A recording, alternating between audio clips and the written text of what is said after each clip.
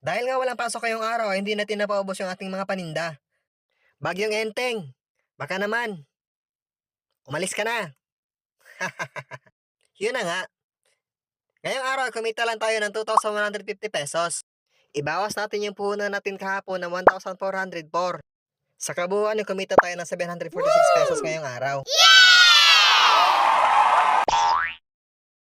Hatiin naman natin sa tatlo ang 746. 300 para sa savings, 300 para sa gas, gasol, bento box at bigas. At yung sobrang 146 naman, doon natin kukunin yung ating pang-araw-araw. 146? Sa isang araw? Kasya ba? Oo naman, kasya. Kasi nga pagkain yung binabenta natin. Sa isang lutuan ay kaya mo nang magtabi ng pangagahan, tanghalian at pangapunan. Tiis-tiis lang muna para sa ekonomiya. Ito pala yung pinamili ko para bukas. Beef tapa, pritong bangos at munggo lang ang ating hihahain. 1,095 pesos yung total na puhunan natin para bukas.